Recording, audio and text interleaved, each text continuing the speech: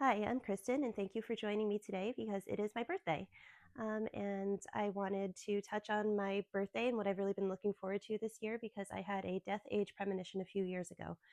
So this has really been something that I've been looking forward to, even though it kind of sounds a little bit creepy and a little bit negative on the surface. It is really not a negative thing. So to get into the incident that happened in either 2022 or 2023, I was taking a shower and I had my face forward in the shower water. So I was either rinsing off a cleanser for my face or the shampoo from the front of my hair.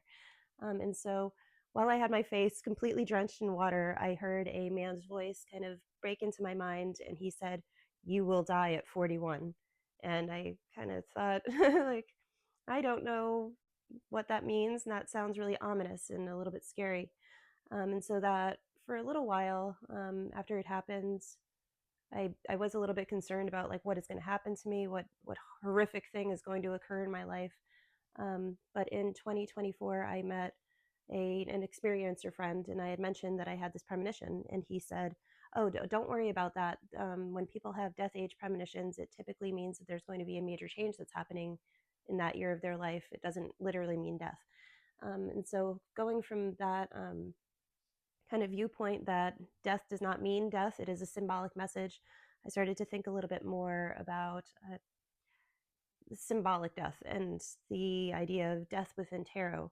And I believe that the symbolism of death within tarot is a good way of looking at what this means and what the message means. And so I took a few notes in regards to what death in tarot does mean. So in tarot, the death card symbolizes a major transformation or that change is imminent.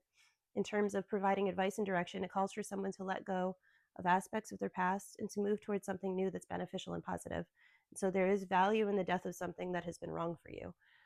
So if there's ever any kind of major negative things that have been kind of following you throughout your life or something that has really been plaguing you in recent history. So let's say you have just a very stressful job or a traumatic kind of abusive relationship or you've felt like you've been impoverished or you've been in bad health for a really long time. Just any of these things could have death coming to them. So typically, whatever is at the forefront of your mind as something that is just a big negative roadblock, these death premonitions will mean like that roadblock is going to be moved.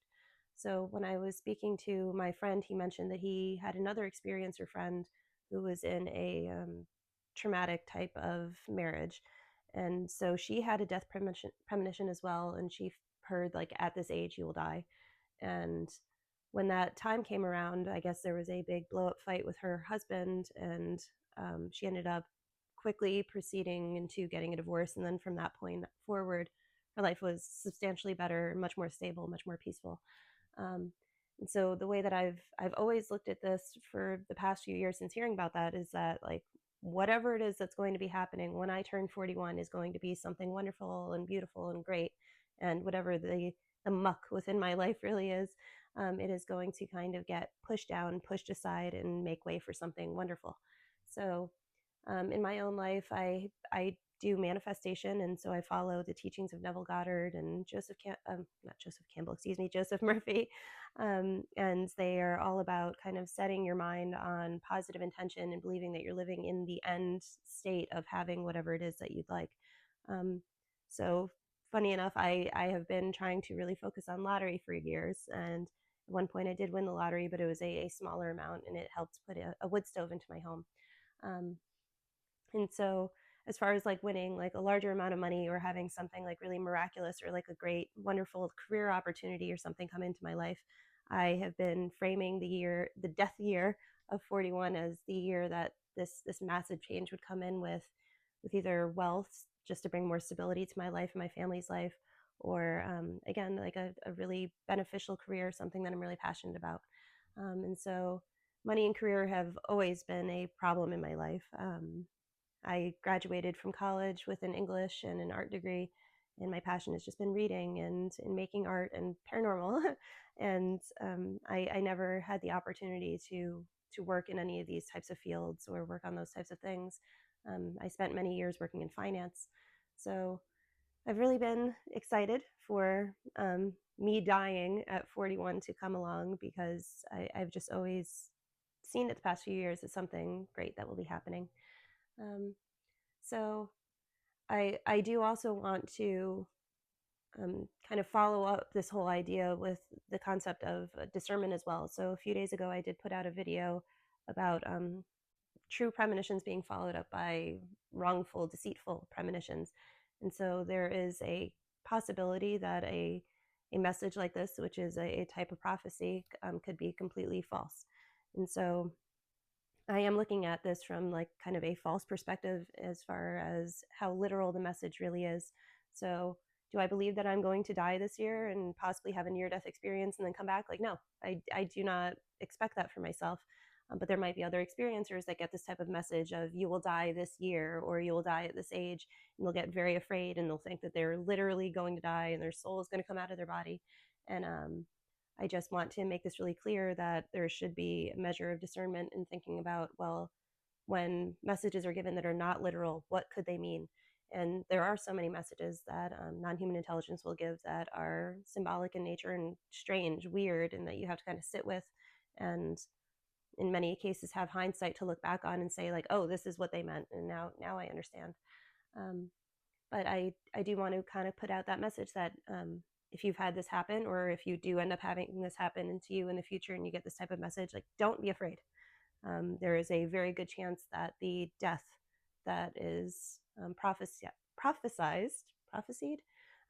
the death that is spoken about, that will be coming to you, is going to be something that is going to bring like great things into your life. It's not anything to be scared of.